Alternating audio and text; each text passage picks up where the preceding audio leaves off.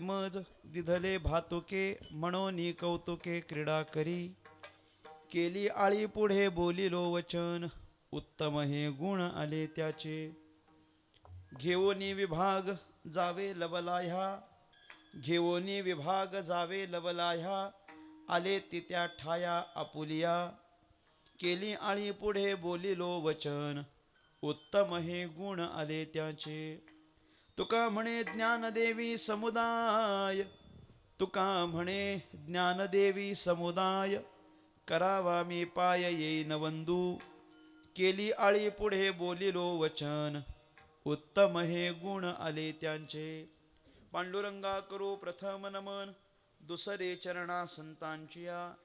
त्यांच्या कृपादाने कथेचा विस्तारू बाबाजी सद्गुरु दास तुका. योग ध्यान समायुक्तं निष्प्रपंचम परिग्रहं प्रसन्नं वदनं शांतं मंगलं सुमनोहरं. ज्ञान वैराग्य संपन्न अखंड निजबोध रूपं पूर्ण ब्रह्मा श्री सद्गुरे वामनाये नमोस्तुते.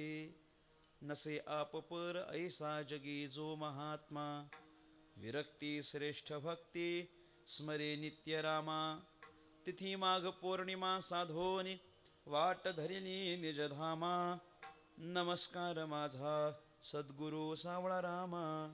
मस्तक माझा पायावरी या वारकरे संतांच्या. माझ्या बापे मज दिधले भातुके म्हणून कौतुके क्रीडा करी. केली आळी पुढे बोलिलो वचन उत्तम हे गुण आले त्याचे. विठ्ठला विठ्ठला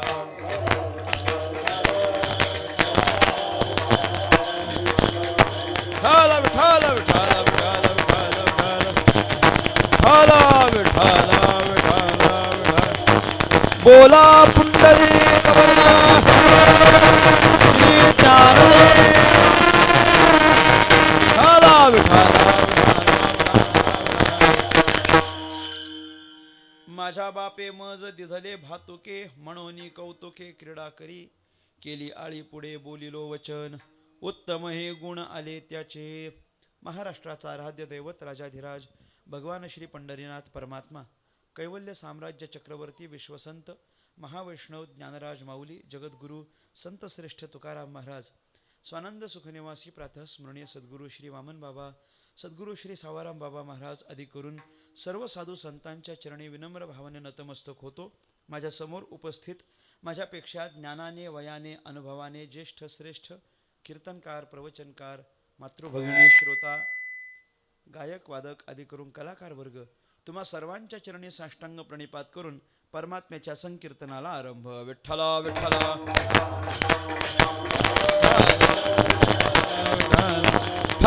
विठ्ठला विठ्ठला.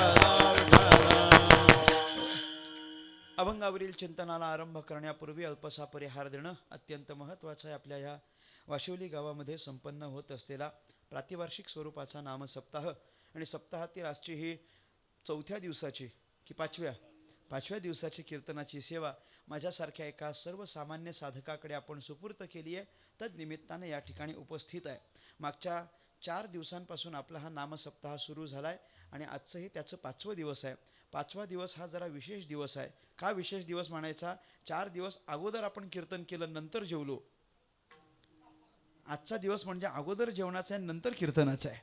त्याच्यामुळे आपण सोडून बऱ्याच काही मुंबई ते इथपर्यंतचं यायचं अंतर म्हणजे सगळ्यांना ठाऊक आहे. अनेक अडचणी असतात आणि त्या सगळ्या म्हणजे तो जवळजवळ सगळा दिव्य आम्ही पार करतच आम्ही इथपर्यंत पोहोचलेलो आहे. बराच उशीर झाला आणि त्या सगळ्या झालेल्या उशिराबद्दल तुम्हा सगळ्यांची अंतःकरणपूर्वक दिलगिरी व्यक्त करतो आणि सेवेला आरंभ करतो. विठ्ठला विठ्ठला विठ्ठला विठ्ठला विठ्ठला विठ्ठला. टाळी वाजवा विठ्ठला विठ्ठला विठ्ठला विठ्ठला. सेवेकरता निवडलेला अभंग जगद्गुरु श्री तुकाराम महाराज यांचा आहे. अभंग 4 चरणांचा आहे. अनेकांच्या परिचयाचा अनेकांच्या माहितीतला अनेकांच्या पाठांतरातला असा अभंग आहे. या अभंगाच्या माध्यमातून संत श्रेष्ठ तुकाराम महाराजांनी ज्ञानेश्वर महाराजांनी त्यांच्याकडे पाठवलेल्या एका धरणेकऱ्याला उपदेश केलेला आहे. धरणेकऱ्याला केलेला उपदेश असा एक स्वतंत्र प्रकरण तुकाराम महाराजांच्या गाथेत आहे. जशी तुकाराम महाराजांच्या गाथेमध्ये अभंगांची स्वतंत्र प्रकरणं आहेत, ज्याच्यामध्ये काही अभंग नामपर आहेत, काही मागणीपर आहेत, संतपर आहेत, अद्वैतपर आहेत, स्थितीपर आहेत, अशी जी वेगवेगळी पद्धतीची अभंग आहेत, हे सगळी वेगळी वेगळी प्रकरणं आहेत. तसं एक स्वतंत्र प्रकरण तुकाराम महाराजांचं आपल्या अभंगा गाथेमध्ये असं आहे की धरणेकऱ्याला केलेला उपदेश, धरणेकऱ्यास उपदेश असं एक स्वतंत्र प्रकरण आहे आणि ते अत्यंत महत्त्वाचं प्रकरण आहे. त्या प्रकरणाच्या मागे एक स्वतंत्र अशी पार्श्वभूमी आहे आणि त्या पार्श्वभूमीला अनुसरून तुकाराम महाराजांनी काही अभंग रचलेले आहेत आणि त्या अभंगांची संख्या ही सुमारे 31 आहे.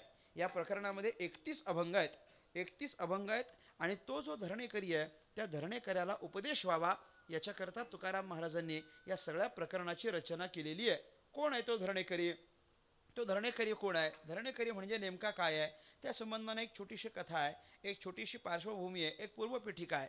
काय आहे?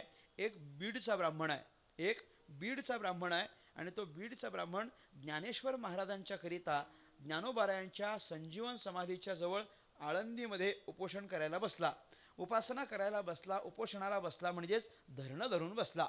आता तो ब्राह्मण धरणं धरून बसला ज्ञानोबारायांकरता. कुठं बसला? कुठं बसला? बोलत चला, बोलत चला. कुठं बसला? आळंदीत बसला. आळंदीत ज्ञानेश्वर महाराजांच्या समोर तो धरणं धरून बसला. आळंदीमध्ये ज्ञानेश्वर महाराजांच्या समोर उपोषणाला बसला, संजीवन समाधीच्या समोर उपोषणाला बसला. कारण काय? कारण इतकंच होतं की ज्ञानेश्वर महाराजांनी आपल्याकरता प्रसन्न व्हावं आणि आपल्या अंतःकरणातल्या इच्छा ज्ञानोबारायांनी पूर्ण कराव्या याकरता तो ज्ञानेश्वर महाराजांसाठी धरणं धरून बसला. त्यानं अनेक दिवसांच्या पर्यंत ते उपोषण केलं आणि त्यानं केलेल्या त्या उपोषणाच्या माध्यमातून ज्ञानेश्वर महाराज त्याला प्रसन्न झाले आणि ज्ञानोबाराय त्याला उठून म्हणायला लागले की बाबा मी तुझ्याकरता प्रसन्न झालोय, कशाकरता तू उपोषणाला बसलास, कशाकरता हे धरणं धरलंस, कशाकरता हा सगळा उपासताप केलास, जरा मला सांग, काय तुझ्या अंतःकरणातल्या इच्छा आहेत? तेव्हा त्यानं आपल्या अंतःकरणातल्या 2 इच्छा ज्ञानेश्वर महाराजांना बोलून दाखवल्या आणि ज्ञानेश्वर महाराजांना त्यानं प्रार्थना केली की माझ्या अंतःकरणातल्या या 2 इच्छा तुम्ही पूर्ण करा. किती इच्छा व्यक्त केल्यात? 2 इच्छा त्यानं बोलून दाखवल्या आणि माझ्या अंतःकरणातल्या 2 इच्छा तुम्ही पूर्ण करा असं ज्ञानेश्वर महाराजांना तो धरणेकरी म्हटला. ज्ञानोबाराय म्हटले काय इच्छा आहेत तुझ्या, मला सांग, काय इच्छा आहेत, कोणत्या इच्छा तू घेऊन आलायस? ज्ञानेश्वर महाराजांच्या पुढ्यात हा काय इच्छा घेऊन गेला असेल? त्याच्या अंतःकरणातल्या 2 इच्छा होत्या, 2 इच्छा आणि फार गमतीशीर इच्छा आहेत. त्यानं आपल्या अंतःकरणातल्या इच्छा सांगितल्या, फार गमतीशीर आहेत. काय इच्छा व्यक्त केल्या त्यानं? तो म्हटला माझ्या अंतःकरणातली पहिली इच्छा अशी आहे, पहिली इच्छा अशी आहे, व्यवस्थित ऐका बरं का. पहिली इच्छा अशी आहे की मला अभ्यास न करता ज्ञानी व्हायचं आहे. काय इच्छा आहे त्याची? तुम्ही ऐकताय ना सगळे? अभ्यास न करता ज्ञानी व्हायचं आहे.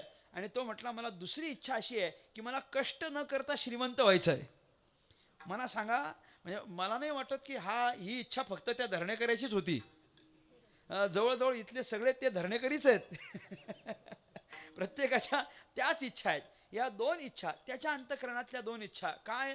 एक तर त्याला अभ्यास न करता ज्ञानी व्हायचं आहे आणि दुसरं म्हणजे त्याला कष्ट न करता श्रीमंत व्हायचं आहे. 2 इच्छा त्याच्या अंतःकरणातल्या आहेत.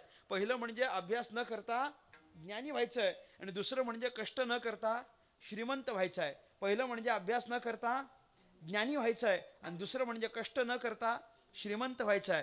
पहिलं म्हणजे अभ्यास न करता, तुम्ही बोलत नाही तर मी पुढंच जात नाही. 1 वाजला तरी मला चालेल, मी मुक्काम करीन पाहिजे तो इथं. सगळेजण बोला. पहिली इच्छा काय आहे? अभ्यास न करता ज्ञानी व्हायचं आहे आणि कष्ट न करता श्रीमंत व्हायचं आहे. त्याच्या त्या इच्छा ज्ञानेश्वर महाराजांनी ऐकल्या आणि ज्ञानोबाराय त्याला म्हटले तुझ्या अंतःकरणात इच्छा घेऊन आलास खरा, माझ्याकरता उपासना केलीस खरे, धरणं धरून बसलास खरा, पण सध्या तुझ्या अंतःकरणातल्या या इच्छा मी पूर्ण करू शकत नाही, कारण सध्या मी कार्यरत नाही आहे. कार्यरत नाही म्हणजे सध्या मी ॲक्टिव्ह नाही आहे, त्याच्यामुळे मी कुठलंच कार्य करत नाही. मी समाधीस्थ असल्या कारणानं मी तुझ्या कोणत्याच इच्छा पूर्ण करू शकत नाही. पण जर तुला या इच्छा पूर्ण व्हाव्या असं वाटत असेल तर एक काम कर. काय कर? इथून उठ आणि देहूला जा. देहूला जाऊन तुकोबांची भेट घे, तुकाराम महाराजांची भेट घे. मी पाठवलंय म्हणून सांग आणि माझ्या अंतःकरणातल्या या इच्छा तुम्ही पूर्ण करा अशी त्यांना प्रार्थना कर. तुकाराम महाराज तुझ्या इच्छा पूर्ण करतील. म्हणून तो ज्ञानेश्वर महाराजांच्या सांगण्यावरून आळंदीतून उठला आणि कुठं आला आता? देहूला आला. तुकाराम महाराजांची भेट घेतली. तुकोबाऱ्यांना नतमस्तक झाला आणि तुकोबाऱ्यांना प्रार्थना केली की मला ज्ञानेश्वर महाराजांनी तुमच्याकडं पाठवलंय आणि ज्ञानोबाऱ्यांनी माझ्या अंतःकरणातल्या 2 इच्छा तुम्हाला पूर्ण करण्याकरता सांगितलेलं आहे. आता ज्ञानेश्वर महाराजांनी पाठवलंय म्हटल्यानंतर तुकाराम महाराजांना फार मोठं आश्चर्य वाटलं. तुकोबाराय म्हटले ज्ञानेश्वर महाराजांनी तुला माझ्याकडे पाठवलंय तर माझी एक मोठी जबाबदारी आहे. कोण पाठवतंय हे पण फार महत्वाचं आहे की नाही? कोण पाठवतंय ह्याला फार महत्व असतं. तो कुठूनही आला असता, इकडून तिकडून जर स्वतः आला असता तर तुकाराम महाराज म्हणतात मी वेगळा विचार केला असता, पण ह्याला पाठवलंय कुणी माझ्याकडे? ज्ञानेश्वर महाराजांनी पाठवलंय. म्हणून याच्या अंतःकरणातल्या इच्छा आपल्याला पूर्ण कराव्याच लागतील आणि त्या पण जसं ज्ञानेश्वर महाराजांना पाहिजे तशा आपल्याला त्याच्या इच्छा पूर्ण कराव्या लागतील. म्हणून अत्यंत कुतूहलानं तुकाराम महाराजांनी त्याला इच्छा विचारल्या. काय इच्छा आहेत तुझ्या? सांग बरं, काय इच्छा आहेत तुझ्या? मग त्यानं आपल्या अंतःकरणातल्या 2 इच्छा बोलून दाखवल्या. जे त्यानं ज्ञानोबाऱ्यांना बोलून दाखवलं होतं तेच त्यानं तुकाराम महाराजांना सांगितलं. माझ्या अंतःकरणात 2च इच्छा आहेत. पहिलं म्हणजे अभ्यास न करता ज्ञानी व्हायचं आहे आणि दुसरं म्हणजे कष्ट न करता श्रीमंत व्हायचं आहे. या 2 इच्छा ऐकल्यानंतर तुकाराम महाराजांना इतकं आश्चर्य वाटलं. तुकोबाराय म्हणतात अरे काय इच्छा घेऊन आलास? म्हटले काय इच्छा घेऊन आलास? बरं ह्या इच्छा तू कोणाकडे घेऊन गेला होता? माऊलींकडे, ज्ञानोबाऱ्यांकडे. अरे कोणाकडून काय मागावं इतकं तरी कळलं पाहिजे की नाही? म्हटले इतकं तरी कळलं पाहिजे. कोणाकडून आपण काय मागायचं इतकं जरी माणसाला कळलं तरी भरपूर झालं बरं का. ज्ञानेश्वर महाराजांकडे गेल्यानंतर काय मागायचं असतं हे पण तुला कळू नये. अरे अभ्यास न करता ज्ञानी आणि कष्ट न करता श्रीमंत या काही इच्छा झाल्या का? बरं मनातल्या मनात तुकाराम महाराज विचार करतात की हा जर थेट माझ्याकडे आला असता, ज्ञानोबाऱ्यांकडे न जाता डायरेक्ट हा माझ्याकडे आला असता तर मला वाटतं मी ह्याला इथूनच मागं फिरवलं असतं. म्हटले इथूनच मागं फिरवलं असतं. काहीतरी कारण दिलं असतं. मला जमणारच नाही, मला शक्यच होत नाही, आज ट्रॅफिकच जास्त आहे, मला यायला जमणारच नाही, असं काहीतरी कारण सांगून टाकलं असतं. नाहीतर मग आमची आजी, सगळ्यात मोठं कारण आहे गोरख महाराज, सगळ्यात मोठं कारण ते कीर्तनाला न येण्याचं कारण म्हणजे काय तर आजी. हे मला त्या दिवशी एका माणसानं फोन करून कीर्तनाची तारीख घेतली आणि त्यानं सगळ्यात पहिला प्रश्न केला की तुम्हाला आजी आहे काय? मी तुला म्हटलं का रे बाबा? तर नाही सांगा तर. म्हटलं आहे ना आहे. म्हटलं त्यांची प्रकृती कशी आहे? म्हटलं एकदम ठीकठाक आहे. मग हरकत नाही म्हटलं घेतो तारीख.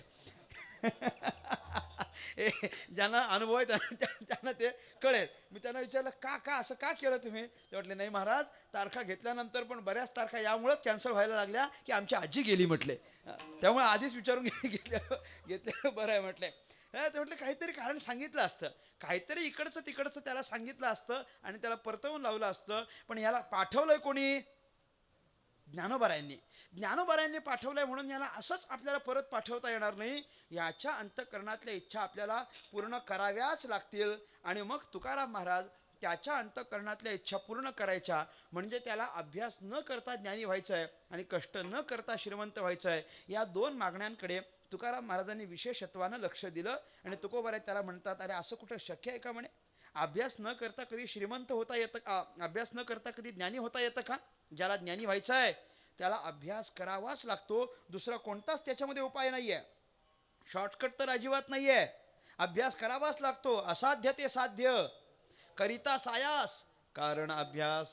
तुका म्हणे तुम्हाला अभ्यास करावा लागेल. अभ्यासाशिवाय कोणतीच गोष्ट शक्य नाही. जर तुम्हाला ज्ञान मिळवायचं असेल तर ज्ञान मिळवण्याकरिता अभ्यास करावाच लागतो. आणि एकदा का अभ्यास केला की मग अभ्यासानं तुम्हाला सगळं प्राप्त होतं. म्हणून अभ्यासाशी काही सर्वथा दुष्कर नाही. ज्ञानेश्वर महाराज म्हटले ज्ञानेश्वरीमध्ये एकदा का अभ्यास केला की सगळं मिळत असतं आणि अभ्यासाशिवाय कोणतीच गोष्ट हाताला लागत नाही.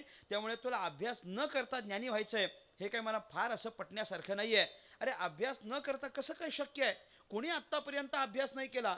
जे म्हणून ज्ञानवान झाले, जे ज्ञानवंत झाले, जे विद्वान ठरले, जे विचारवंत ठरले, आत्तापर्यंत आपण ज्यांची नावं अत्यंत आदरानं घेतो त्यांनी सगळ्यांनी अभ्यास केलेला आहे.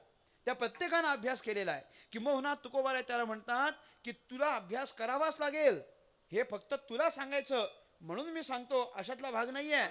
आम्ही पण आधी तेच केलेलं आहे म्हटले. आधी आम्ही तरी कुठं म्हटले करत होतो काही? आरंभी कीर्तन करी एकादशी आणि नवते अभ्यासासी चित्त काही. तुकाराम महाराज म्हटलात सुरुवातीला आम्हाला तरी कुठं फार कीर्तन होती, म्हणजे असं तुकोबराय म्हटलं. हा, असं तुकोबराय म्हटलंय सुरुवातीला आम्हाला पण काही फार कीर्तनं नव्हती. आरंभी कीर्तन करी एकादशी. एखाद्या एकादशीला कुठं कीर्तन असलं तर असलं म्हटलंय. फार काही थोडी ना एवढी कीर्तन होती, एवढी कीर्तनं नव्हती. किंबहुना नवते अभ्यासासी चित्त काही. तेव्हा काय आम्हाला फार आपण अभ्यास वगैरे केला पाहिजे असं काही वाटत नव्हतं. पण जेव्हा आम्हाला कळलं की त्याच्याशिवाय काही होणार नाही, त्यावेळेला या कीर्तन साधनेमध्ये निपुण व्हावं आणि आपल्याला कीर्तन करता यावं याकरता आम्ही पण अभ्यास केला म्हटले. तुकाराम महाराजांनी सांगितलं आम्ही पण अभ्यास केला, त्याच्याशिवाय आम्हालाही पुढे जाता आलं नाही. मग आम्ही काय केलंय, मग तुकाराम महाराजांनी सांगितलं त्याला, काही पाठ केली संतांची उत्तरे, काही पाठ केले संतांचे उत्तरे.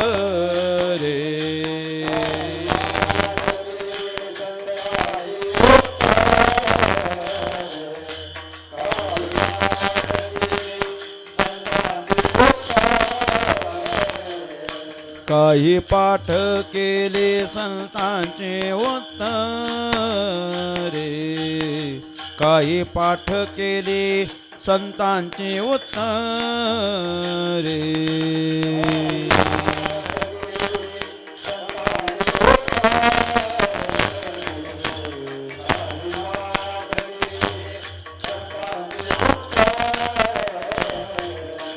विश्वास आदरे धरोनिया, विश्वास आदरे धरोनिया, धरोनिया, धरोनिया, धरोनिया. काही पाठ केले संतांचे उत्तरे, काही पाठ केले संतांचे उत्तरे.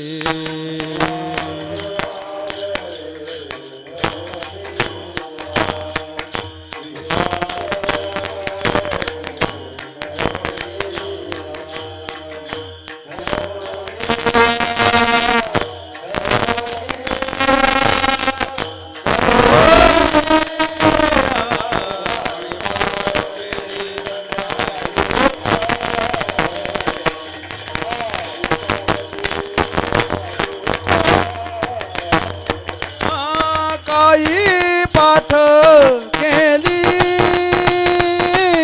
संतांची उत्तरे.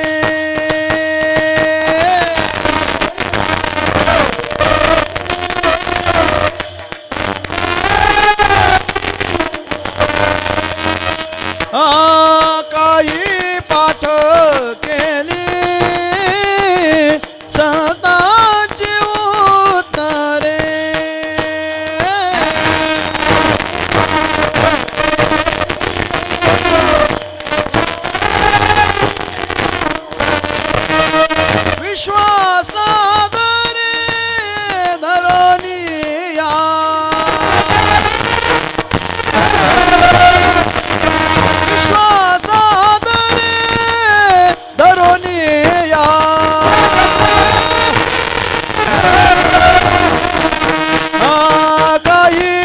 पाठ केली संतांची उत्तरे,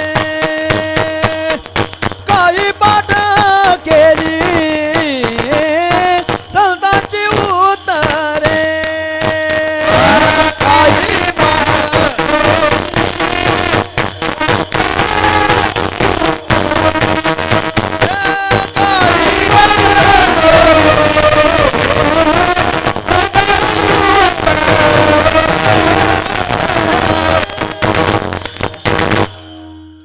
काही काही पाठ केली संतांची उत्तरे, विश्वासादरे धरोनिया. तुकाराम महाराज म्हणतात काही पाठ केली संतांची उत्तरे. हा काय आहे? अभ्यास आहे.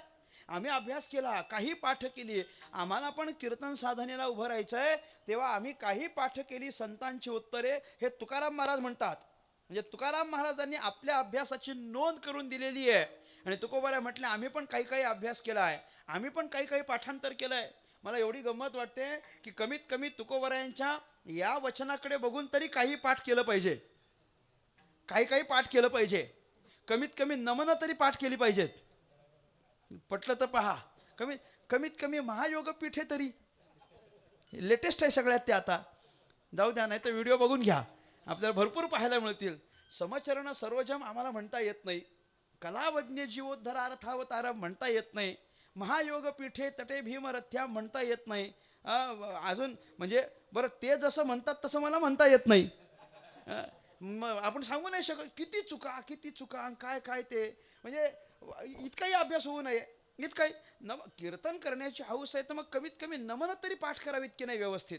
बरं नसतील पाठ तर म्हणू तरी नका.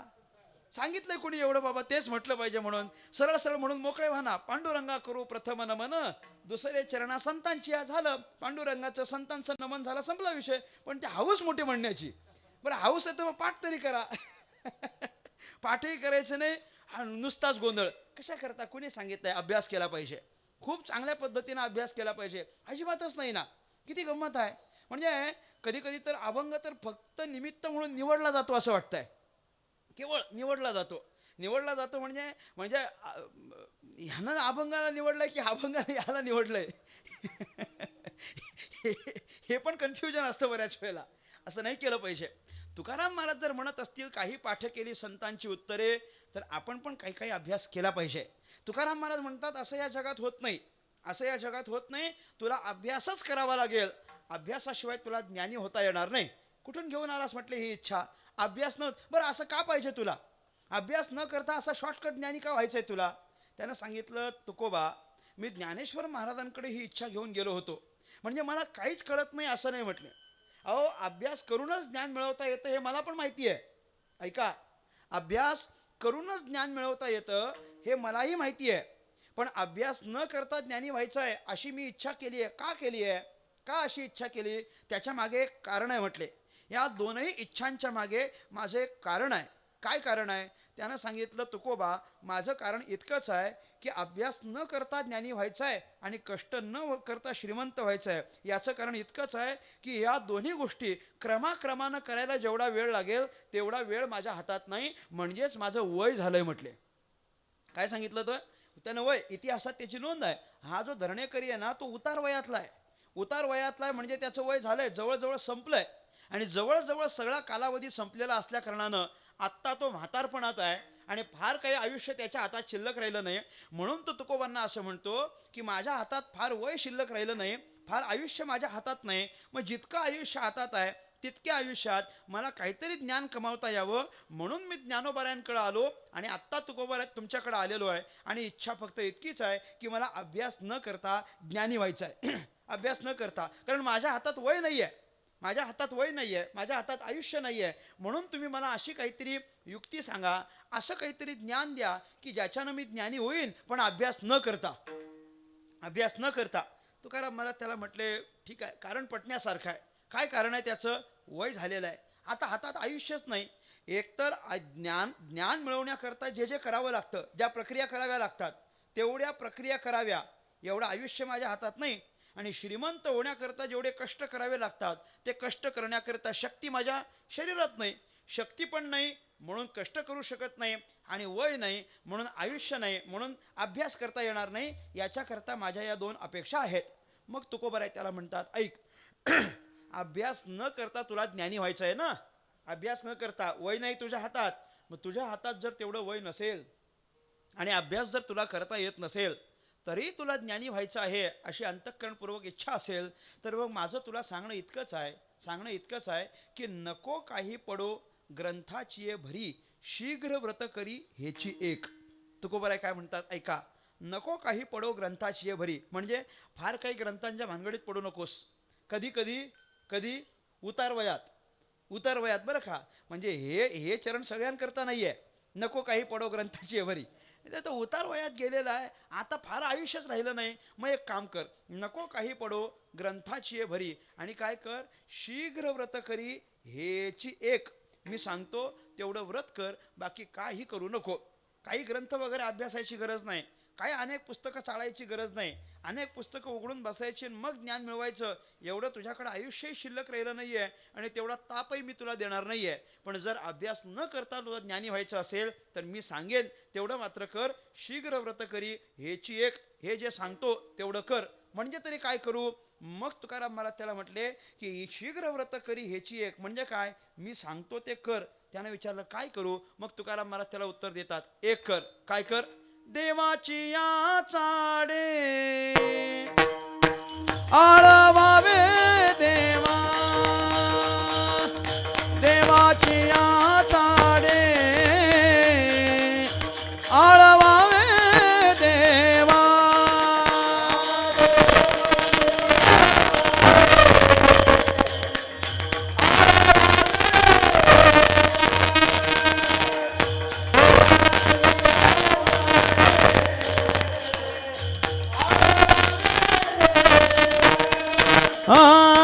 देवाची आचाडे आळवावे देवा, देवाची आचाडे आळवावे देवा.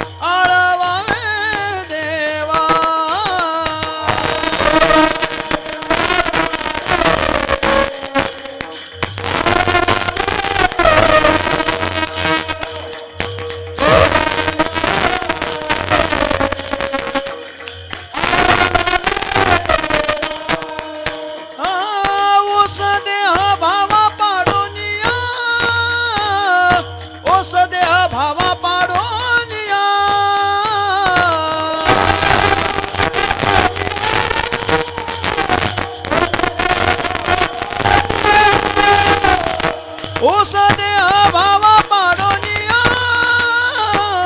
ओस देह भावा पाडोनिया.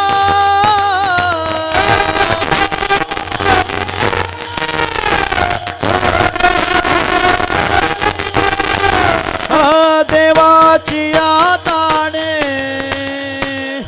आळवावे देवा, देवाची आचाडे आळवावे देवा.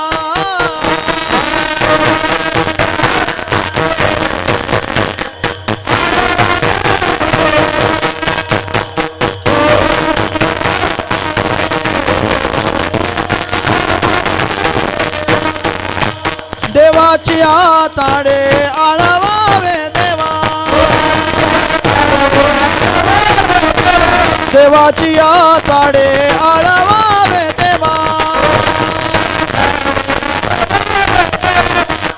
ओस देह भावा पाडोनिया, ओस देह भावा पाडोनिया.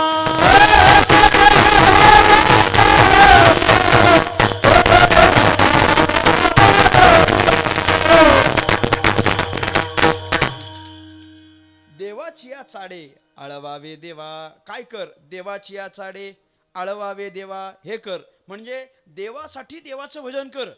तुला काय व्हायचं आहे? ज्ञानी. आणि त्याच्यासाठी काय कर? भजन कर. तो म्हणायला लागला हा काय उपाय आहे? म्हटले मला व्हायचं काय आहे? काय व्हायचं आहे मला? तो काय म्हणतो मला ज्ञानी व्हायचं आहे आणि त्याच्यासाठी उपाय काय सांगितला आहे? भजन कर. हे कसं काय शक्य आहे? म्हटले ज्ञानी होण्याकरता काहीतरी ज्ञानाचा उपाय सांगायला पाहिजे होता ना तुम्ही. मग ज्ञानी होण्याकरता देवाची या चाडे आळवावे देवा, ओस देह भावा पाडोनिया हा उपाय कसा काय लागेल? हा उपाय कसा काय लागेल? बरं देवाचं भजन कर तुकाराम महाराज म्हटले. आणि ते देवाचं भजन पण देवासाठी कर. देवासाठी कर म्हणजे मनात दुसरी कुठली भावना ठेवू नको.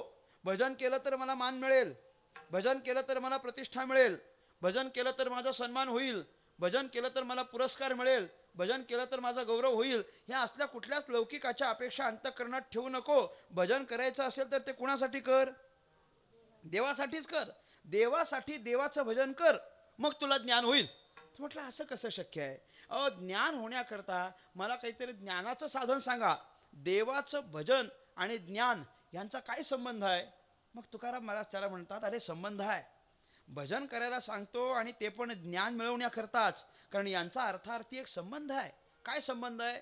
ज्याला ज्ञान मिळवण्याकरता फार असं आयुष्य शिल्लक राहिलं नाही, ज्ञान मिळवण्याकरता ज्याच्या हातामध्ये अभ्यास नावाचा उपाय नाही, मग त्यानं काय करायचं, त्यानं देवाचं भजन करायचं. मग देवाच्या भजनातून ज्ञान कसं होईल?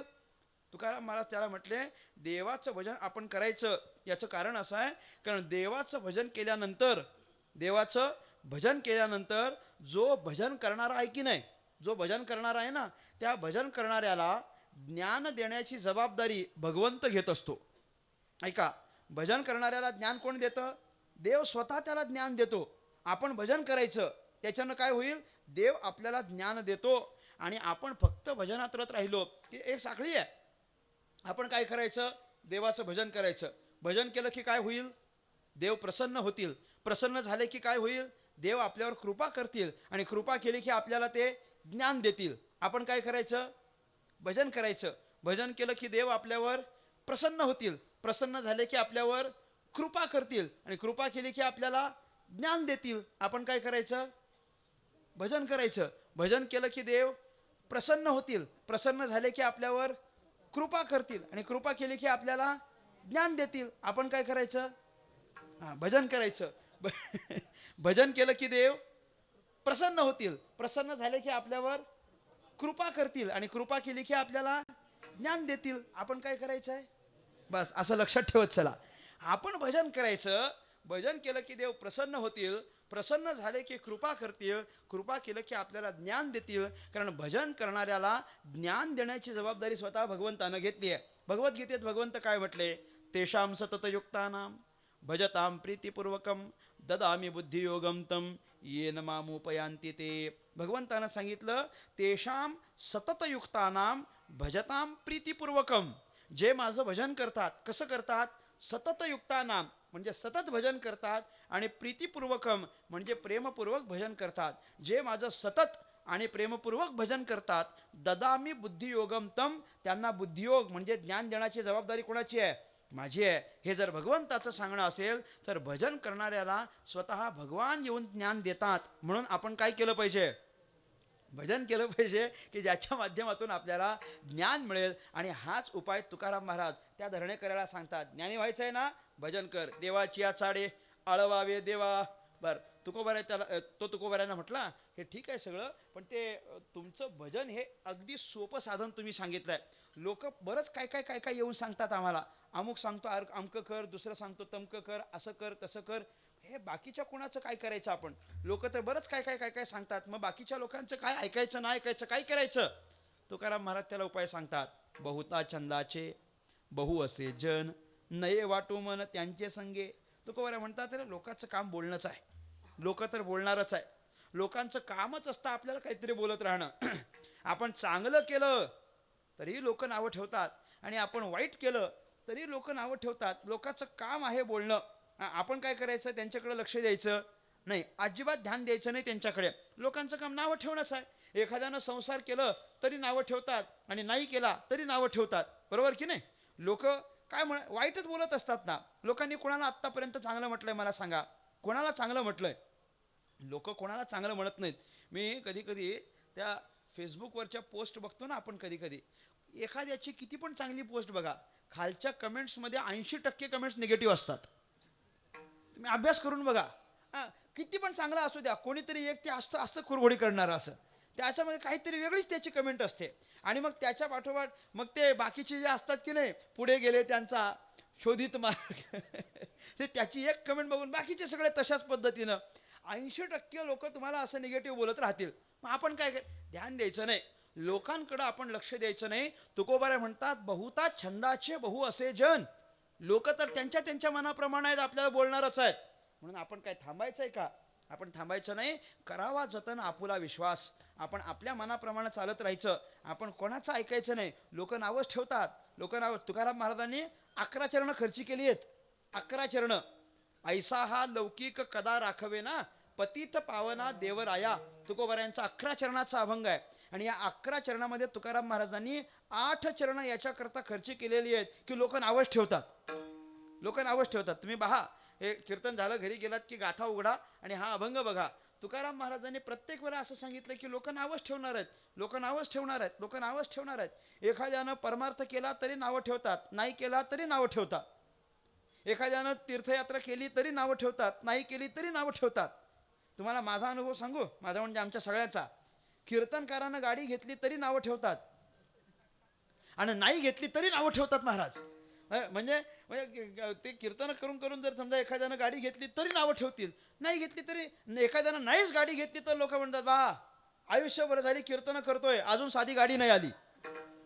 आणि घेतलीच तर म्हणतात बघा कीर्तन करून करून गाडी घेतली. अरे मग घ्यावी का न घ्यावी, नेमका नेमका करायचं काय? काही नाही. तुकाराम महाराजांनी सांगितलं आहे, लोक तैसा ओक धरिता धरवेना. लोकांच्या मनाप्रमाणे आपल्याला कधीच करता येणार नाही. मग आपण काय करायचं? आपण यातला तात्पर्य असा निवडायचा की तुका म्हणे आता ऐका हे वचन आणि त्यजून या जन भक्ती करा. लोकांचा त्याग करावा, लोकांच्या वचनाचं ऐकायचं नाही, लोकांच्या वचनाकडे लक्ष द्यायचं नाही. आणि लक्ष देत राहिलो तर तुमच्या पदरात कधीच चांगलं काही पडणार नाही. तुकाराम महाराज आणखी एका अभंगामध्ये असं म्हणतात, लोकांच्या मागे जर आपण रागत राहिलो तर त्याच्या माध्यमातून आपल्याला काय मिळतो? आपल्याला फक्त आणि फक्त शीण मिळतो, शीण, दुःख. त्याच्यामुळे लोकांच्या मागे लागायचं नाही, त्यांची वचनं त्यांच्याकडेच राहिलेली बरी. बहुतांच्या मते गोवा, बहुतांच्या मते गोवा.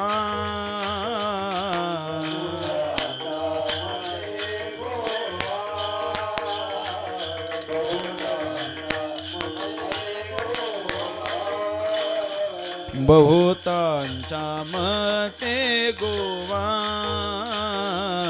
बहुतांच्या मते गोवा.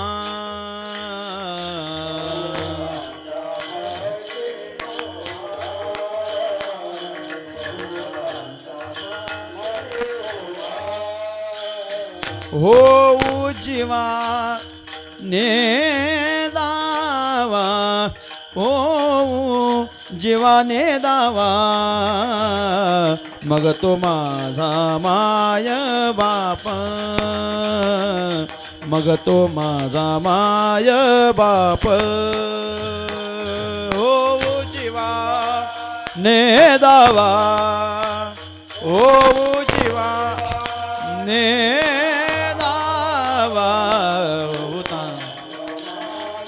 बाप मग तो माझा माय बाप.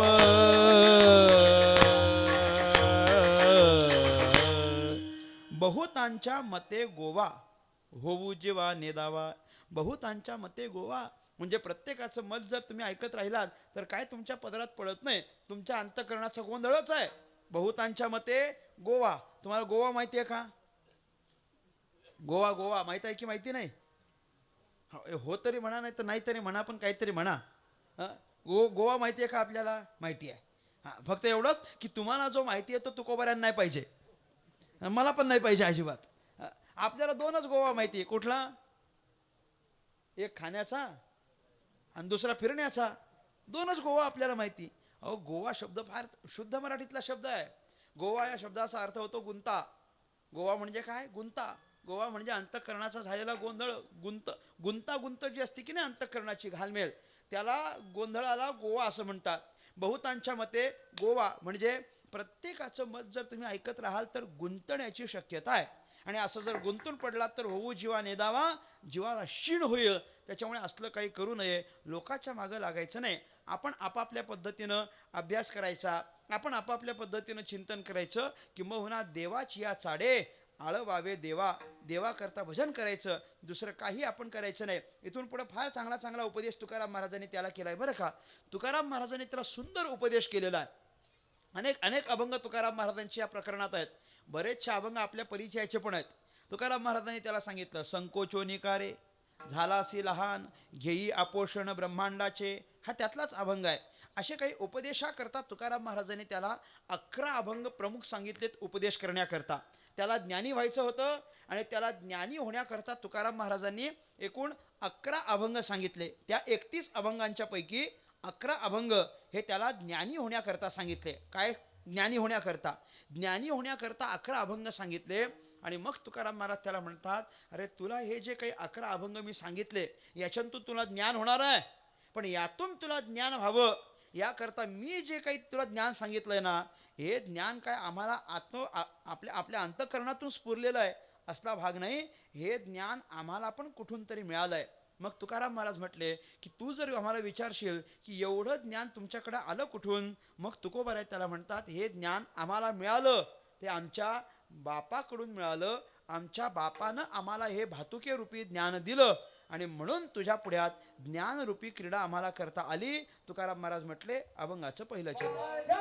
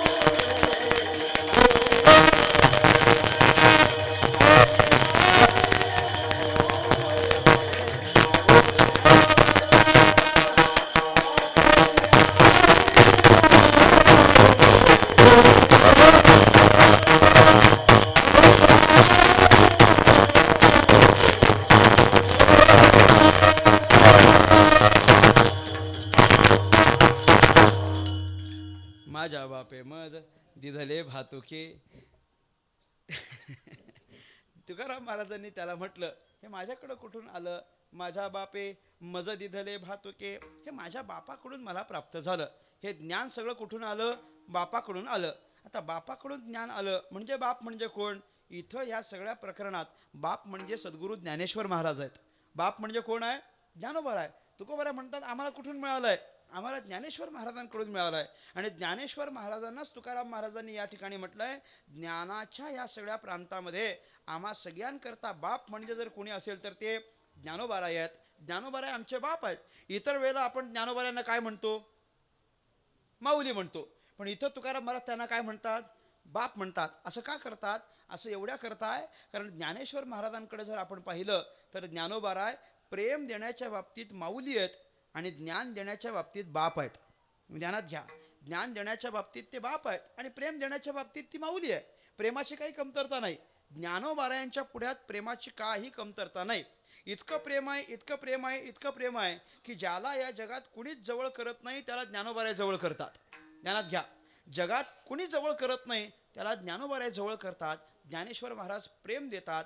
प्रेम देत असताना ती माऊली आहे, पण ज्ञान देत असताना मात्र ते बाप आहेत. आणि म्हणून त्यांना तुकोबारायांनी बाप असं म्हटलेलं आहे. इतर ठिकाणी पण ज्ञानेश्वर काय नामदेव महाराज त्यांना काय म्हणतात, नामा म्हणे आता लोपला दिनकर बाप ज्ञानेश्वर समाधिस्थ. इथं ज्ञानोबारायांना बाप असं म्हटलेलं आहे. किंवा तुकाराम महाराजांचा पण अभंग आहे, जगी ऐसा बाप भावा ज्याचा वंश मुक्तीस जावा, पोटा येता हरले बापा पोटा येता हरले पापा ज्ञानदेवा माय बापा. तुकाराम महाराज म्हटले ज्ञानदेवा माय बापा. असं इथं पण ज्ञानेश्वर महाराजांना काय म्हणतात, बाप म्हणतात. किंवा हे सगळं सोडा, हा जो सगळं हे जे सगळं प्रकरण आहे ना, धरणेकऱ्याला उपदेशाचं प्रकरण, या प्रकरणाच्या शेवटी एकदम शेवटच्या अभंगांमध्ये तुकाराम महाराजांनी ज्ञानेश्वर महाराजांच्या चरणी हा सगळा सेवाभाव समर्पित केला आहे. सगळं म्हणजे आम्ही जे काही त्याला ज्ञान सांगितलं, ही जी काही माझी सेवा झाली ती सगळी मी तुम्हाला समर्पित करतो, असे काही सांगणारे तुकाराम महाराजांचे अभंग आहेत, जे ज्ञानेश्वर महाराजांच्या चरणी तुकाराम महाराजांनी समर्पित केलेत. आपल्याला पाठांतरातले अभंग आहेत, याच प्रकरणातले अभंग आहेत. अभंग याच प्रकरणातले आहेत, आपल्या पाठांतरातले पण आहेत. फक्त या अभंगांचं हे प्रकरण होतं हे बऱ्याच लोकांना माहिती नाही. हे प्रकरण बऱ्याच लोकांना माहिती नाही, नाहीतर ते सगळं माहिती आहे. प्रकरण आपल्याला माहिती आहे, अभंग पण पाठांतरातले आहेत. शेवटी तुकाराम महाराज ज्ञानेश्वर महाराजांना म्हणायला लागले, करविली तैसी केली कटकट वाकडे का नीट देव जाणे. सगळ्यांच्या परिचयाचा आहे, तुकाराम महाराज म्हटले. आणि अगदी शेवटी तुकाराम महाराज ज्ञानेश्वर महाराजांना असं म्हणतात, सगळ्यांच्या पाठांतरातला असला अभंग आहे. आपण रोज कीर्तन झालं की म्हणत असतो तो अभंग, सगळ्यांच्या परिचयाचा. काय बोलिलेले कुरे वेडी वाकुडे उत्तरे करा क्षमा अपराध महाराज तुम्ही सिद्ध. इथं बोलिली लेकुरे वेडी वाकुडी उत्तरे करा क्षमा अपराध महाराज तुम्ही सिद्ध. हे जर ज्ञानेश्वर महाराजांकरता असेल तर बोलिले लेकुरे म्हणजे आम्ही तुमचे कोण आहोत, लेकरू आहोत. आणि मी जर तुमचं लेकरू असेल तर तुम्ही माझे कोण आहेत, बाप आहेत. माझ्या बापे मज दिदले भातुके. ज्ञानेश्वर महाराजांना बाप असं म्हटलं. आणि म्हणून कौतुके क्रीडा करी. आणि म्हणून कौतुकानं आम्हाला काहीतरी ज्ञान व्यवहाराची क्रीडा तुमच्या पुढ्यात करता आली, तुझ्या पुढ्यात करता आली. तुला हे आम्हाला काहीतरी ज्ञान सांगता आलं.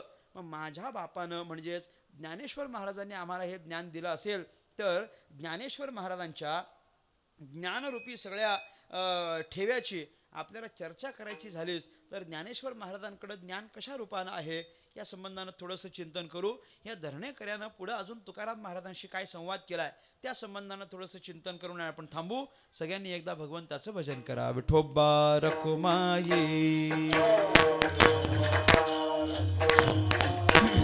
विठोबा रखुमाई जय जय विठोबा रखुमाई. टाळी वाजवा, टाळी बोला बोला. विठोबा रखुमाई विठोबा रखुमाई विठोबा रखुमाई जय जय विठोबा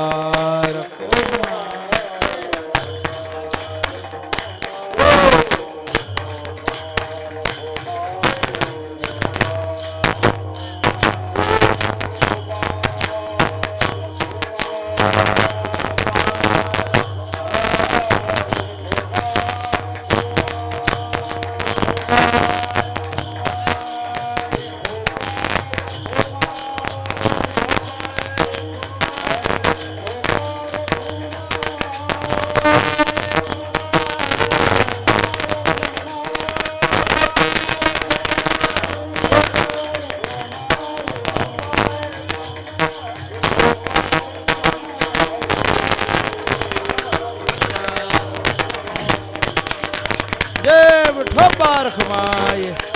टाळी वाजवा बोला जय जय विठोबा रखुमाई. बोला पुंडली कवरदा श्री ज्ञानदेव विठोबा रखुमाई जय विठोबा रखुमाई विठोबा रखुमाई विठोबा रखुमाई.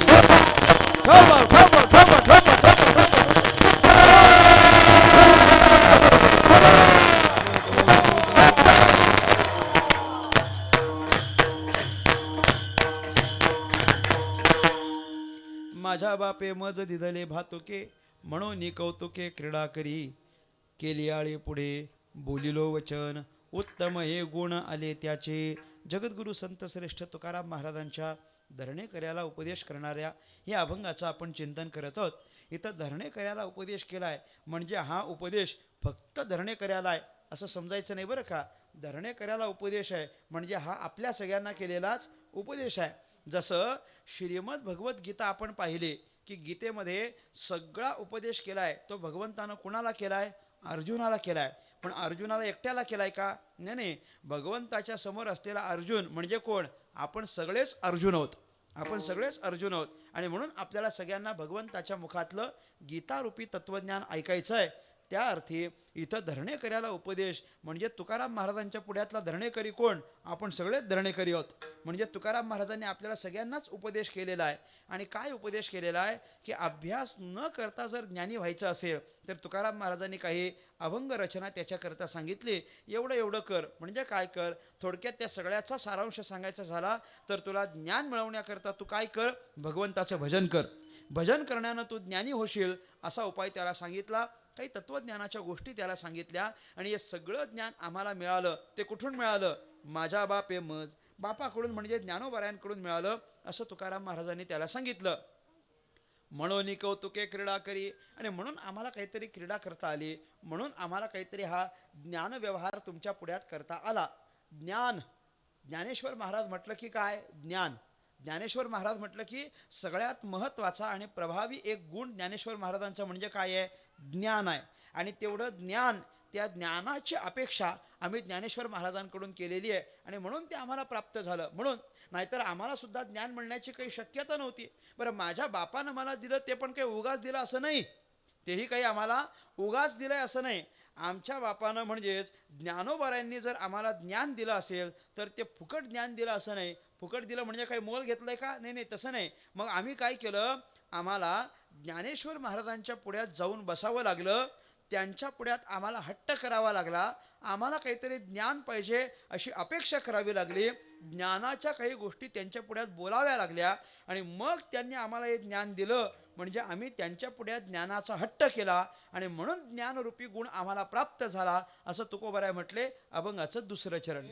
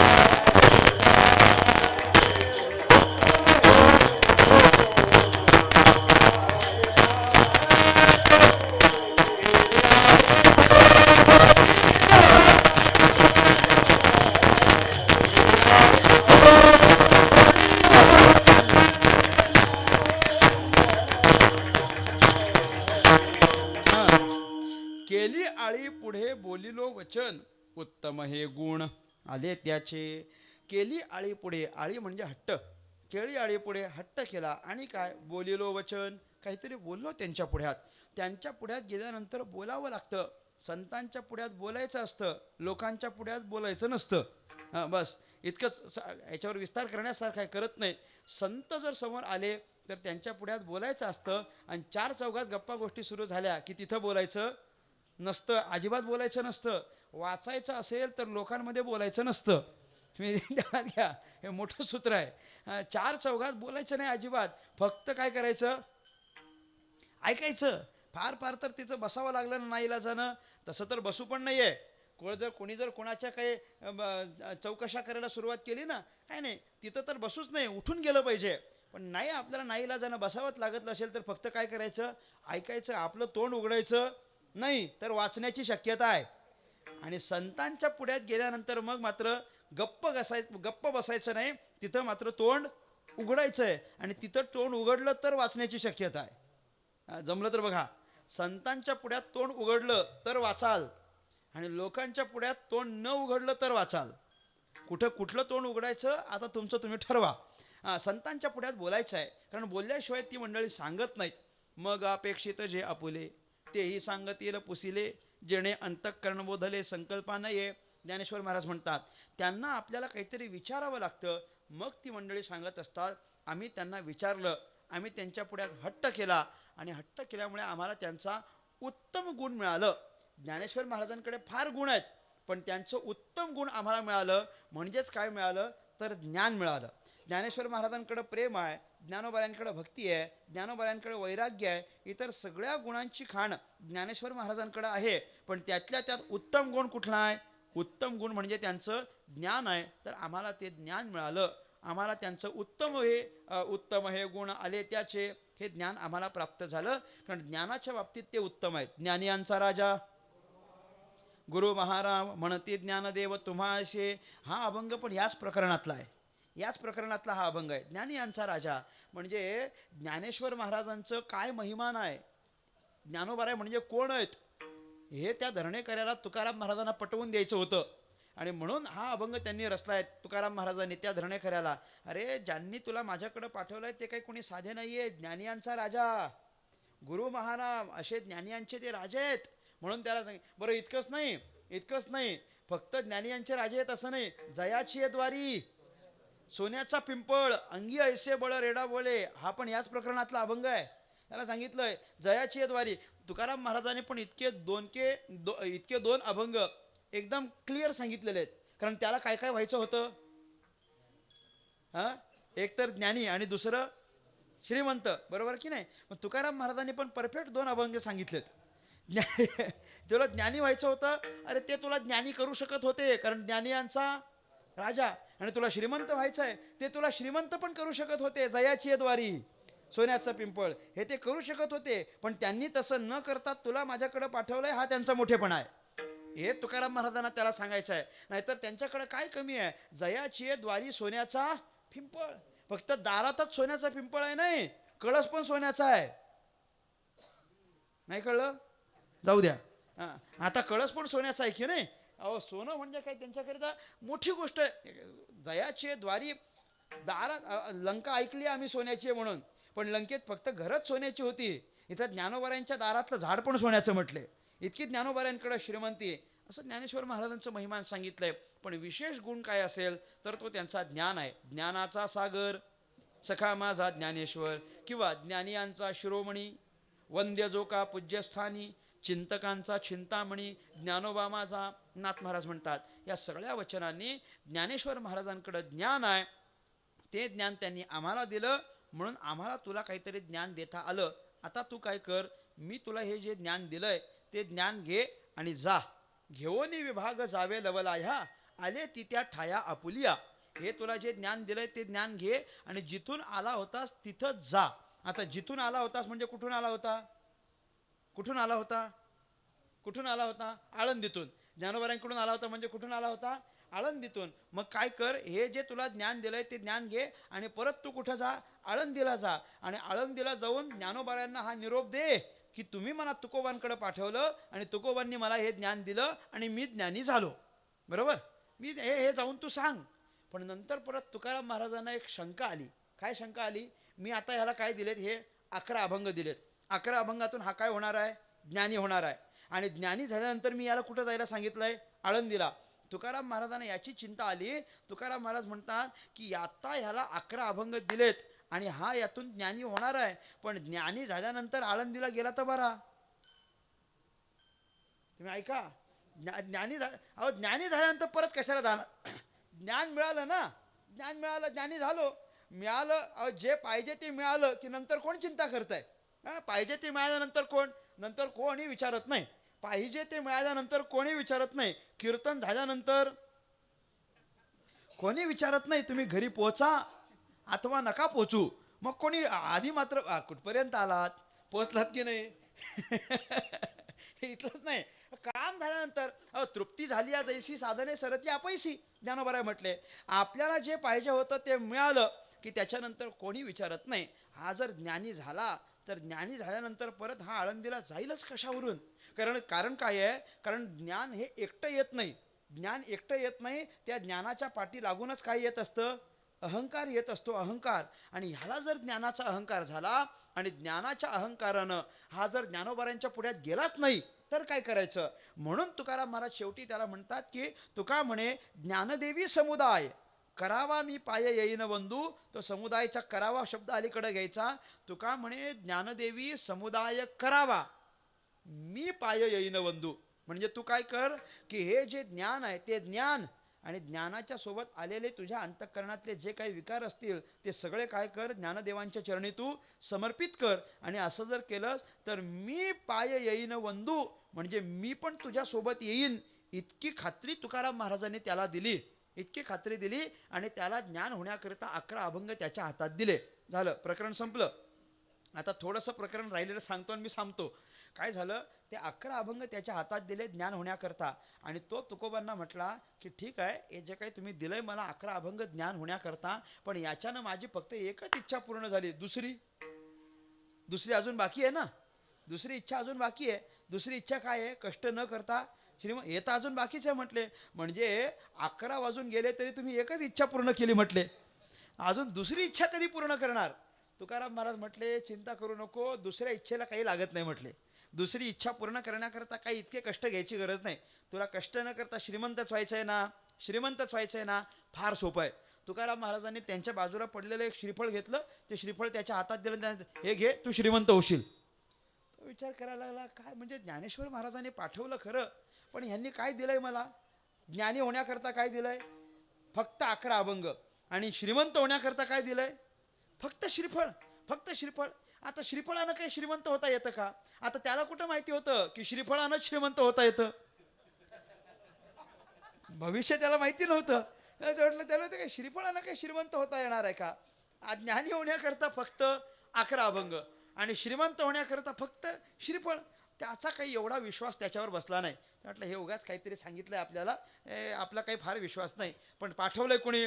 ज्ञानोबरायांनी. म्हणून त्यानं तुकाराम महाराजांच्याकडून ते 11 अभंग आणि तो श्रीफळ घेतल्यासारखं केलं.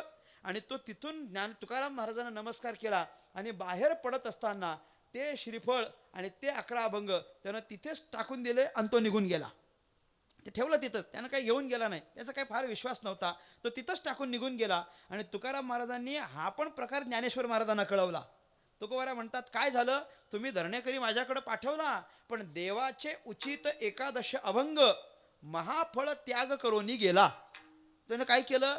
देवाचे उचित एकादश म्हणजे हे 11 अभंग त्याला दिले खरे, पण ते 11 अभंग आणि महाफळ म्हणजे श्रीफळ त्याग करोनी गेला. गेला म्हटले निघून, त्यानं काही घेऊन गेला नाही. मग असाच तो गेला. त्याच्यामुळे तो ज्ञानीही झाला नाही आणि तो श्रीमंत पण झाला नाही. आता अडचण काय आहे? अडचण इतकीच आहे की तो तर 11 अभंग घेऊन गेला नाही आणि तो ते श्रीफळही घेऊन गेला नाही. पण प्रश्न इतकाच आहे की त्यानं नाही नेलं तर कोणाला तरी भेटलं असेल ना. विचार करा ना तुम्ही, कोणाला तरी भेटलं असेल की नाही ते. मग त्याचं काय झालं पुढं? त्याचं असंच झालं की तो निघून गेला आणि तुकाराम महाराजांना भेटण्याकरिता कोंडभट नावाचा एक ब्राह्मण आला. कोण? कोंडभट. तो पुढं तुकाराम महाराजांच्या चरित्रामध्ये कोंड्या नावानं प्रसिद्ध आहे. कोणभट नावाचा एक ब्राह्मण तुकाराम महाराजांना भेटण्याकरता आला, दर्शनाकरता आला. अत्यंत गरीब होता तो, अत्यंत अज्ञ होता तो. तुकाराम महाराजांना नमस्कार केला आणि नमस्कार केल्यानंतर काहीतरी दिलं पाहिजे ना. मग तुकाराम महाराज त्याला म्हटले, ते बघ ते तिथं ते अभंग आणि ते श्रीफळ आहे ना, ते घेऊन जा म्हटले, तुला प्रसाद म्हणून घेऊन जा. प्रसाद म्हणून घेऊन जा म्हणून तो 11 अभंग घेऊन गेला आणि तो श्रीफळही घेऊन गेला. तुम्हाला सांगतो त्या 11 अभंगाचा त्यानं प्रसाद म्हणून स्वीकार केला आणि म्हणून त्या अभंगांच्या द्वारा तो काय झाला, ज्ञानी झाला. कोण? कोणभट, तो नंतर आलेला. त्याला त्या 11 अभंगातून ज्ञान झालं आणि तो इतका ज्ञानी झाला, इतका ज्ञानी झाला. काय त्याच्या ज्ञानाची पात्रता, काय ज्ञानाची सीमा, काय तो इतका ज्ञानी झाला, इतका ज्ञानी झाला की भविष्यामध्ये जिजाऊ आईसाहेबांच्या सांगण्यावरून छत्रपती शिवाजी महाराजांच्या समोर पुराण कथा सांगण्याचं भाग्य त्याला प्राप्त झालं. तो इतका ज्ञानी झाला. ज्ञानी झाला कशाच्या माध्यमातून? फक्त तुकोबारायांनी दिलेल्या 11 अभंगांनी तो ज्ञानी झाला. 11 अभंगांनी ज्ञानी झाला आणि श्रीफळानं काय झाला, तो श्रीमंत झाला. तुम्ही म्हणाल पहिलं पटलंय, दुसरं नाही पटलंय. पहिलं म्हणजे काय, 11 अभंगाने ज्ञानी होऊ शकत, पण श्रीफळानं श्रीमंत कसा? तुम्हाला शंका आहे की नाही? सांगू का जाऊ दे? सांगतो आता, काय म्हणजे जाऊ तरी कशाला द्यायचं, सांगतो तुम्हाला. श्रीफळानं तो श्रीमंत झाला. कसा झाला सांगू? कसा झाला? काही नाही, श्रीफळ तो काही सामान्य श्रीफळ नव्हता. तुकाराम महाराजांना भेटण्याकरता एक श्रीमंत व्यक्ती यायचा आणि तुकाराम महाराजांची परिस्थिती बघून त्याला नेहमी वाईट वाटायचं. तो तुकोबारायांना म्हणायचा, मी तुम्हाला अमुक अमुक सोन्याच्या मोहरा देतो, मी तुम्हाला अन्नधान्य पाठवून देतो, मी तुम्हाला घर बांधून देतो, मी तुम्हाला एखादं घोडं पाठवून देतो, असं अमुक देतो तमुक देतो, असं असं म्हणायचं. आणि प्रत्येक वेळा तुकाराम महाराज म्हणायचे, तुमचे येर वित्त धन ते मज मृत्तिके समान, दिवट्या छत्री घोडे हे तो बऱ्यात न पडे, सोने रुपये आम्हा मृत्तिके. नाही नाही, आम्हाला हे काहीच नाही पाहिजे, नाही पाहिजे, नाही पाहिजे, नाही पाहिजे. मग जे प्रत्येक वेळा जे तुकाराम महाराज त्याला नाही नाही नाही नाही नाही म्हणायचे ना, पण त्याची इच्छा होती की आपण तुकोबारायांना काहीतरी दिलं पाहिजे. म्हणून तो बाजारात गेला, एक श्रीफळ विकत घेऊन आला. त्या श्रीफळाचे बरोबर 2 भाग केले. त्यातला आतला सगळाच त्यानं गाभा काढून घेतला. तो श्रीफळ आतून मोकळा केला आणि त्याच्या आत त्यानं काही हिरे, माणिक आणि सोन्याच्या मोहरा भरल्या. तो श्रीफळ त्यानं परत बंद केला आणि सोन्याच्या मोहरानं, हिऱ्या माणकांनी भरलेला तो श्रीफळ त्यानं तुकाराम महाराजांना दिला होता, जेणेकरून तुकाराम महाराजांची परिस्थिती चांगली होईल आणि त्याचा प्रपंच चांगला होईल. आणि हे तुकाराम महाराजांनी अंतःकरणातून जाणलं आणि तो श्रीफळ तुकाराम महाराजांनी त्याला दिला होता. काय व्हायला?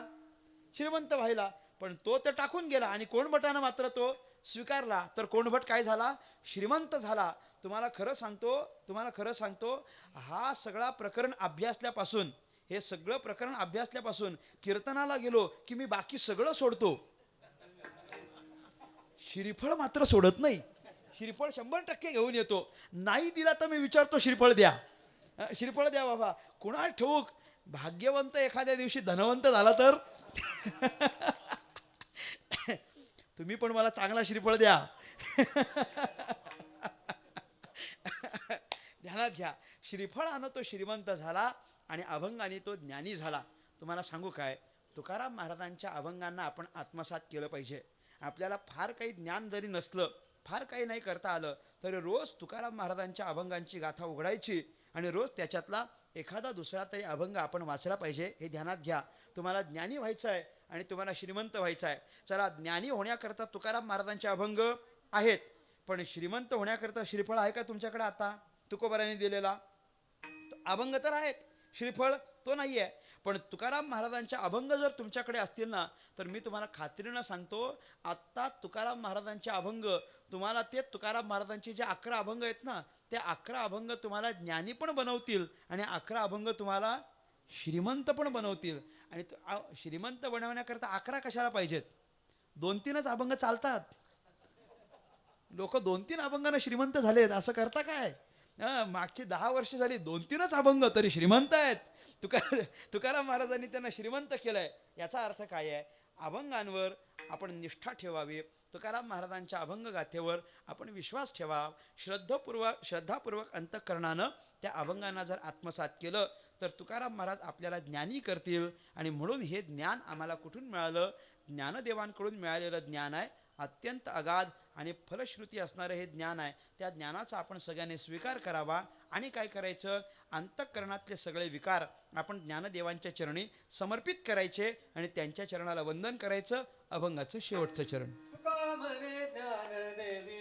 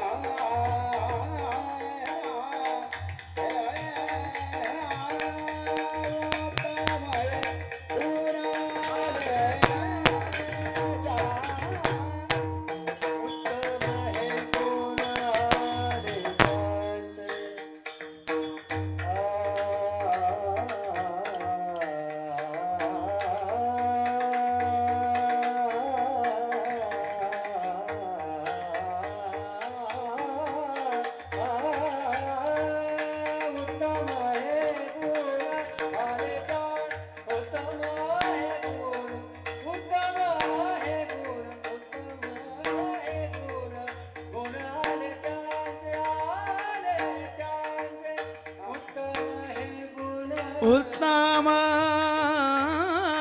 हे गुण आ आ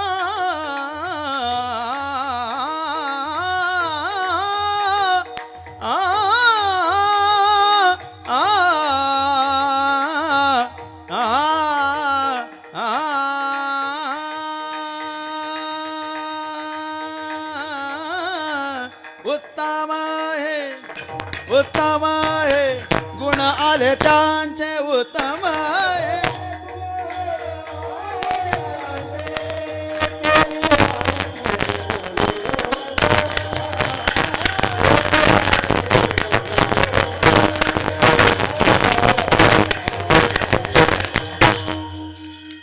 तुका म्हणे ज्ञानदेवी समुदाय करावा मी पाय येईन वंदू केली आळी पुढे बोलिलो वचन उत्तम हे गुण आले त्यांचे ज्ञानोबा माऊली तुकाराम ज्ञानोबा माऊली तुकाराम ज्ञानोबा माऊली तुकाराम ज्ञानोबा माऊली तुकाराम टाळी वाजवा बोला बोला जय जय ज्ञानोबा माऊली तुकाराम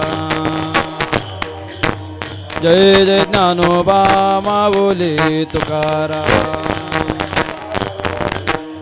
जय जय ज्ञानोबा माऊली तुकाराम ज्ञानोबा माऊली तुकाराम जय जय ज्ञानोबा माऊली तुकाराम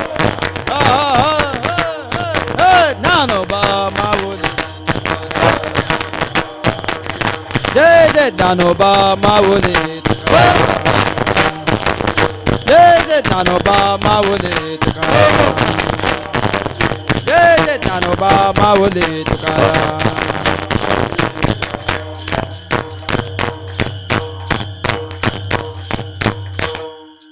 झालेली सेवा भगवान परमात्म्याच्या चरणी समर्पित करतो सेवेला पूर्ण विराम देतो उपस्थित सर्व श्रोत्यांचे अनेक अनेक आभार व्यक्त करतो सगळीच आदरणीय टाळकरी गायनाचार्य मृदुंगमणी आपण सगळीच मंडळी या ठिकाणी उपस्थित आहात म्हणून हा नामसप्ताह अत्यंत सुंदर रीतीनं या ठिकाणी संपन्न होतो आहे मागच्या अनेक वर्षांच्यापासून वाशिवलीमध्ये येणं होतं मला वाटतं फक्त मागचंच वर्ष चुकलं की नाही नाहीतर अनेक वर्षांपासून या गावामध्ये येणं होतं आणि अर्थातच ज्यांच्या निमित्तानं ज्यांच्या प्रेमाखातर या गावामध्ये आमचं येणं सुरू झालं परमश्रद्धेय हरिभक्तीपरायण वैकुंठवासी सुभाष भाऊ महाराज घाडगे भाऊंच्या माध्यमातून भाऊंच्या प्रेमानं या गावाशी आमचे संबंध जुळले आणि त्याच्यानंतर मग आम्ही या गावामध्ये वारंवार यायला लागलो मला आठवतं आहे की भाऊंचा उत्सव भाऊंचा एक 61चा गौरव सोहळा आपण याच ठिकाणी संपन्न केला आणि मला वाटतं की माझी तर तीच भाऊंची शेवटची भेट आहे तीच भाऊंची शेवटची भेट इथं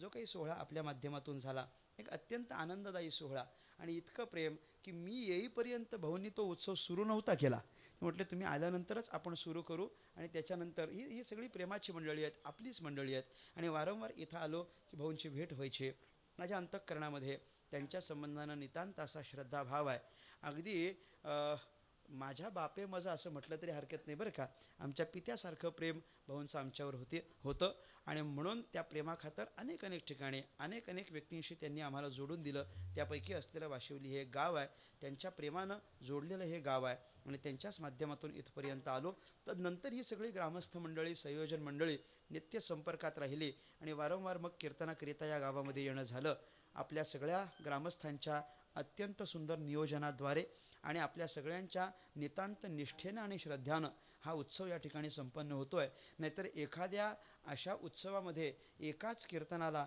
100 टाळकरी उपस्थित राहणं ही सगळ्यात मोठी ऐश्वर्याची गोष्ट आहे तुम्ही ध्यानात घ्या हे इतकं सोपं नाही आहे कीर्तनाला टाळकरी गोळा करायचे ते पण 100 गोळा करायचे म्हणजे इतकं अवघड आहे काही गावांना तर ते 7-8च मिळतात आणि ती पण बाहेरून आणावी लागतात बरं ती पण 7-8 आणलेली 7-8 उभी राहते असं नाही त्यातली 1-2 दमलेली असतात आणि 1-2 आजारी असतात मग फार वाणवा असते बरं का. परंतु इथं तशा पद्धतीची कोणतीही गोष्ट नाही. सगळ्या पद्धतीनं ऐश्वर्य गुणसंपन्न आणि असलेलं हे गाव आहे आणि म्हणून जवळजवळ सगळाच हा तरुण वर्ग एकत्र येतो आणि उभा राहतो. मला आवर्जून असं म्हणावं लागेल की या सगळ्या तरुण वर्गामध्ये यावर्षी ही या पुढच्या रांगेची भर पडली आहे बरं का. ही अधिक भर पडली आहे बघा. ही रांग अधिक वाढलेली आहे. ही रांग अधिक वाढली आहे आणि मी तुम्हाला 100% सांगतो की सद्गुरूंच्या कृपेनं ही रांग अधिक वाढणार आहे. तुम्हाला कळलं तर पहा, ही अधिक वाढणार आहे. ही अधिक अधिक वाढत जाईल, अधिक अधिक वाढत जाईल आणि कालांतरानं मला वाटतं की आपल्या सगळ्यांना हे कंपाऊंड पण कमी पडेल की काय टाळकऱ्यांकरता. मी श्रोत्यांचं नाही म्हणत पण टाळकऱ्यांचं नक्की म्हणतो.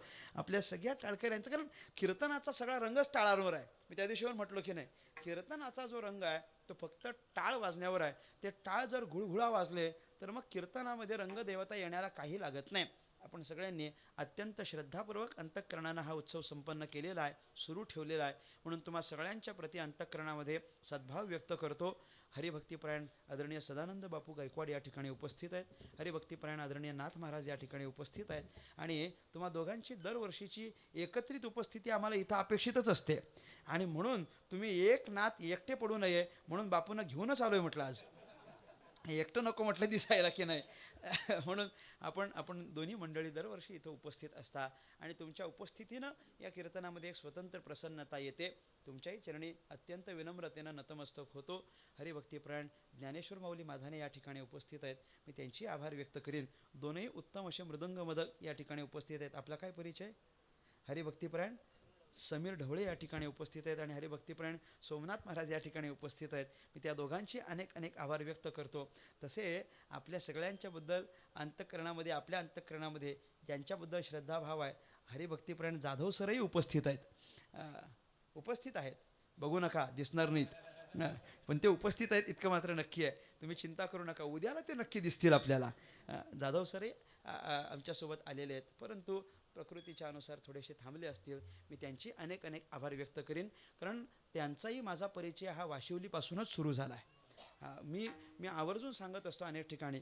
मी जेव्हा पहिल्यांदा वाशिवलीत आलो आणि कीर्तनाकरता मी फेटा बांधायला गेलो की नाही, तेव्हा मला लोक म्हणायला लागले, काय आज जाधव सर आहेत वाजवायला, आज जाधव सर आहेत वाजवायला.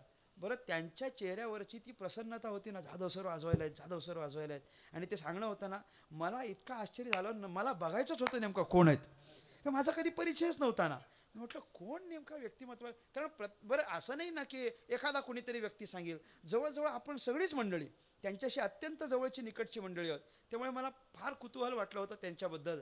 आणि त्या पहिल्या कीर्तनामध्ये त्यांचा आणि त्यांच्या पखवाजाचा जो काही परिचय मला झाला की नाही, तो परिचय आजतागायत आमच्या संबंधाला सुदृढ करणारा ठरलेला आहे. आणि म्हणून मी त्यांच्याबद्दलही अंतःकरणामध्ये सद्भावना व्यक्त करतो. आपण सगळ्या श्रोत्यांच्याबद्दल अंतःकरणामध्ये सद्भाव व्यक्त करतो. माझ्या अत्यंत प्रिय मित्र हरिभक्तीपरायण परमश्रद्धेय आदरणीय गोरक्षनाथ महाराज गाडगे या ठिकाणी उपस्थित आहेत. महाराजांच्याही चरणी अत्यंत विनम्र भावाने नतमस्तक होतो. नवी मुंबई या क्षेत्रामध्ये आपल्या सगळ्याच संप्रदायाच्या संबंधानं, इंचगिरी संप्रदाय असेल अथवा वारकरी संप्रदाय असेल, या सगळ्या संप्रदायाच्या दृष्टीनं ज्ञानोबा तुकोबांच्या सगळ्या वारकऱ्यांना अत्यंत मोठ्या संख्येनं एकत्रित आणणारं व्यक्तिमत्व म्हणजे आमचे गोरख महाराज आहेत. म्हणून अलीकडे आमच्या परिसराला, आमच्या त्या सगळ्या मुंबईला एखादं कार्य मोठं करायचं असेल आणि त्यात नवी मुंबईत डोकावून बघायचं असेल तर आम्हाला गोरख महाराजांना संपर्क अत्यंत आदरानं करावा लागतो बरं का. त्याच्यामुळे आणि आमच्या परिसरात ती सगळीच मंडळी महाराजांशी फार जवळची जोडलेली आहेत. महाराज आज या ठिकाणी उपस्थित आहेत. मी त्यांच्याही चरणी नतमस्तक होतो. हरिभक्तीपरायणा मनीषाताई या ठिकाणी उपस्थित आहेत. मी त्यांच्याही चरणी अत्यंत विनम्र भावाने नतमस्तक होतो. भाऊंच्या नंतरची असलेली एक मोठी जबाबदारी त्या सांभाळत आहेत आणि सेवा सूर्य आश्रमाच्या संबंधानं एक मोठी जबाबदारी सांभाळून विद्यार्थी घडवण्याचं काम त्यांच्याकडून होत आहे. म्हणून मी त्यांच्याही चरणी सद्भाव व्यक्त करतो. आपण सगळीच मंडळी आहात, विणेकरी बाबा चोपदार आहेत, सगळ्या तरुणांचे आभार व्यक्त करतो. माझ्यासोबत आलेले आणि पुढच्या 2-3 दिवस आपल्याला इथं थांबणारे आमचे विनोद भाऊ या ठिकाणी उपस्थित आहेत. गजर माऊलीचं आहे त्यांचं यूट्यूबचं चॅनल आहे. चांगली कीर्तनं त्यांच्या चॅनलवर आपल्याला ऐकायला मिळतील.